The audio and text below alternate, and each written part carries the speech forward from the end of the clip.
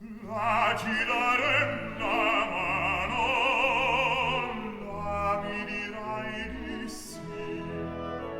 2, tonicization.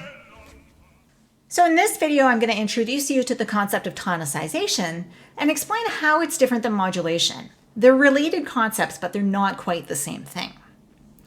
Before I get started, I just want to point out that there are a couple different terms that are used for tonicization, and these terms are used interchangeably. So tonicization, applied dominant, and secondary dominant, they all mean the same thing.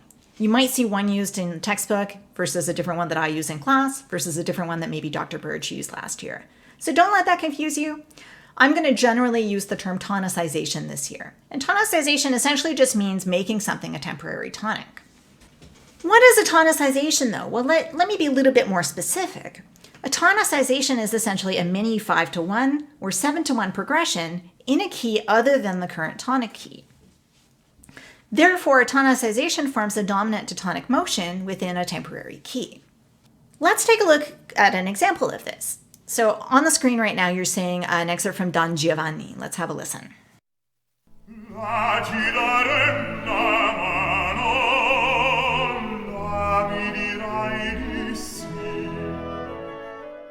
You'll notice in bar 3 that there's a new accidental that's been introduced here.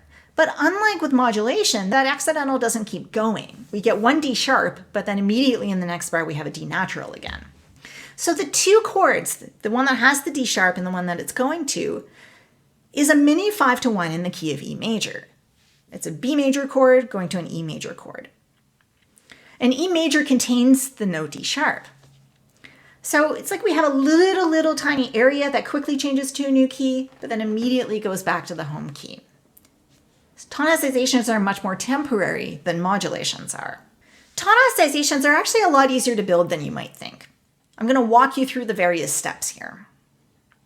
First, you can tonicize any major or minor chord, or any seventh chord whose root, third, and fifth form a major or minor chord or triad.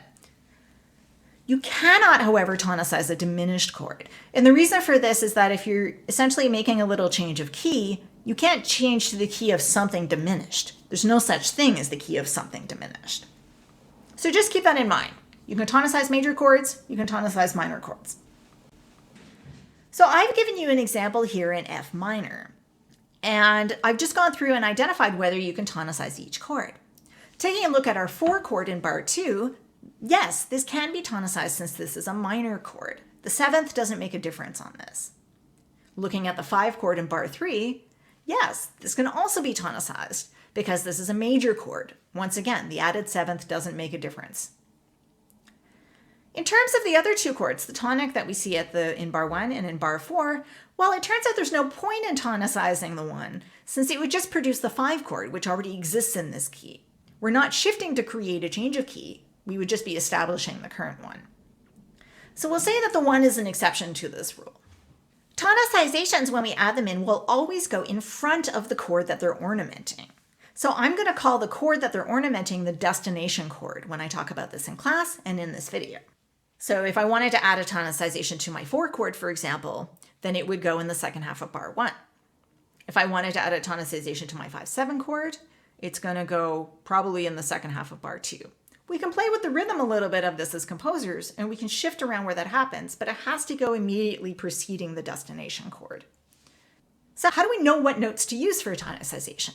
Well, what we're going to do is we're going to take a look at that destination chord, and we're going to understand that chord as the tonic of the new temporary key. So look at the example and how I've highlighted things.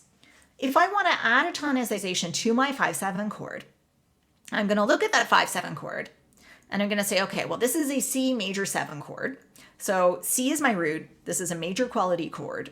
So my temporary key is going to be C major. C becomes the new temporary key for the tonicization.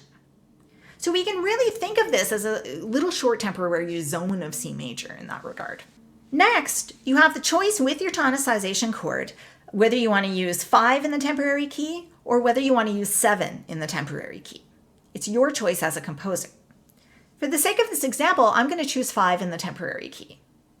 And so I'll just place that Roman numeral right in front of the thing that I want to tonicize. Next, I'm going to try to figure out what notes are going to go in that tonicization.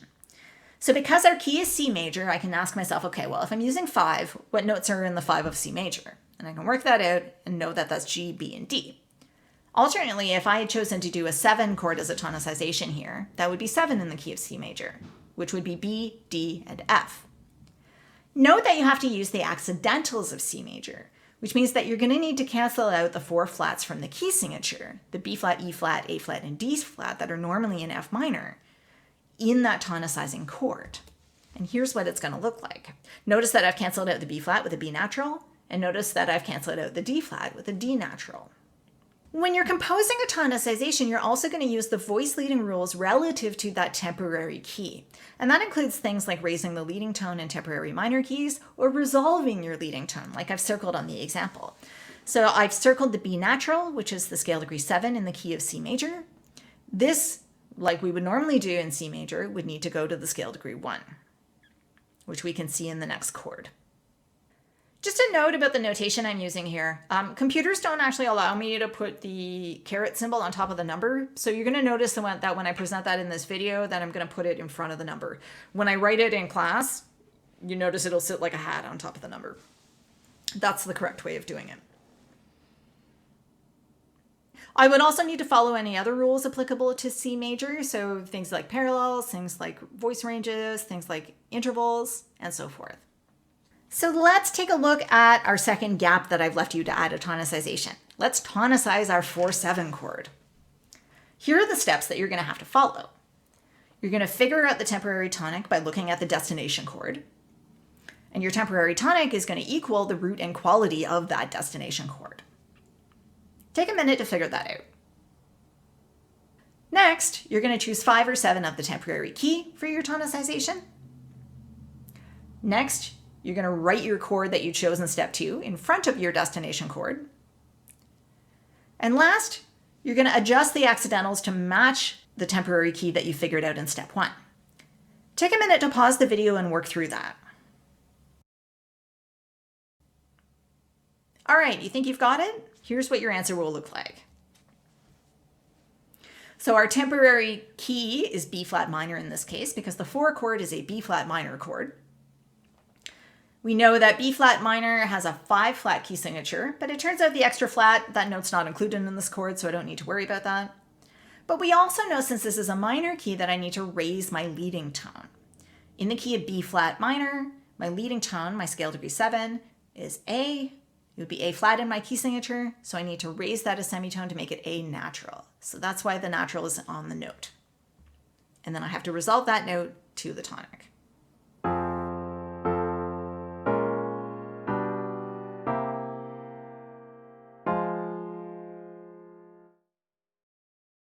Tonicizations often look like modulations, but it turns out they have some very specific properties that we need to follow. They involve specifically dominant to tonic motion, but not in the home key. It's in the temporary key. So let's have a quick listen to this example.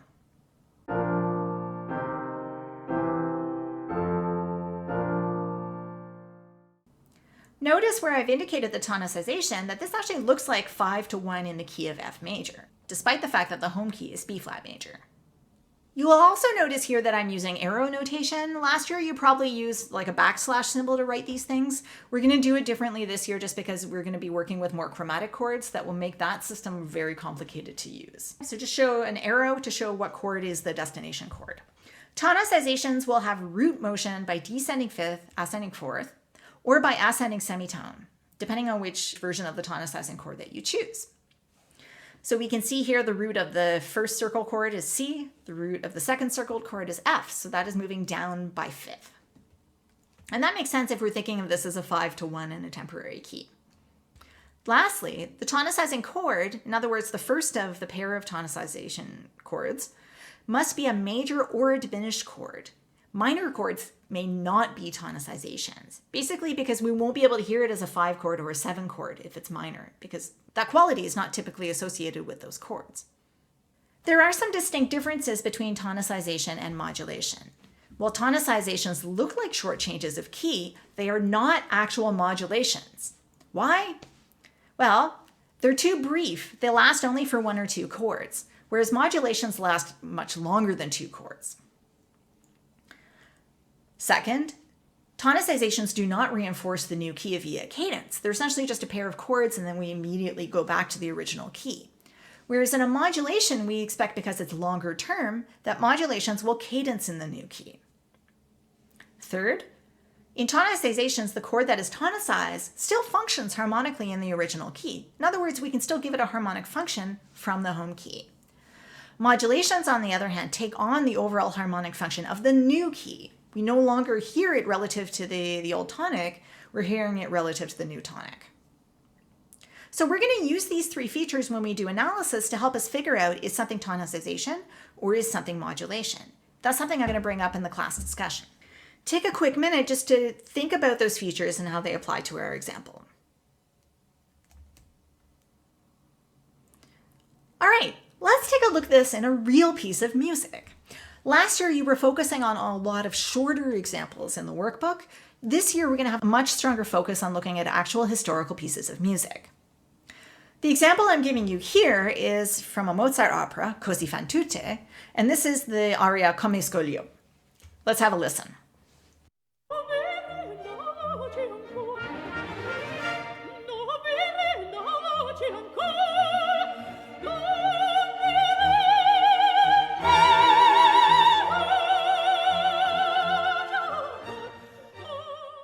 So we're going to do the majority of this in our Pearsall group analysis.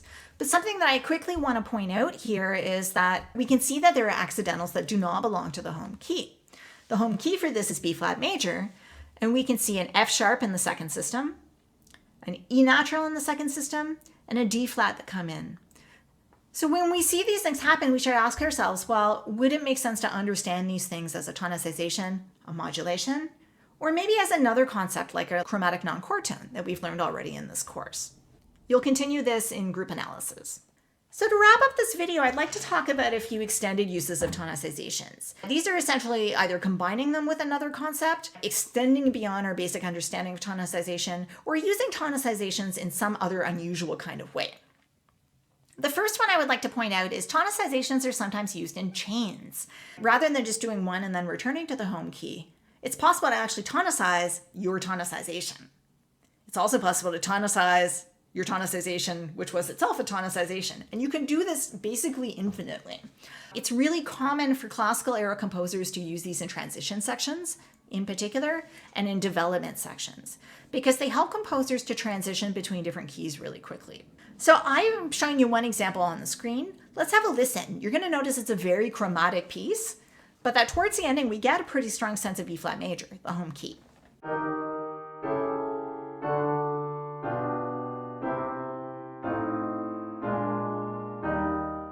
For each pair of chords, we can take a look and see that, well, each chord is the dominant of the thing that comes after it. So taking a look at the first bar of our example, you can see that the second chord in that bar is an A major 7 chord.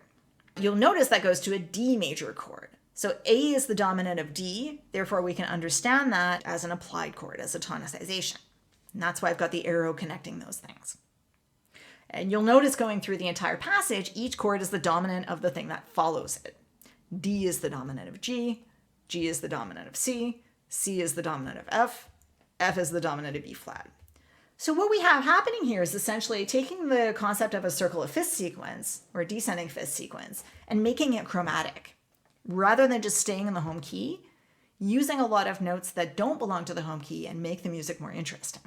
The next extended use that I'd like to talk about is that composers sometimes go the wrong place when completing a tonicization, in the same kind of way that they would with the deceptive cadence. So let's have a listen to our example.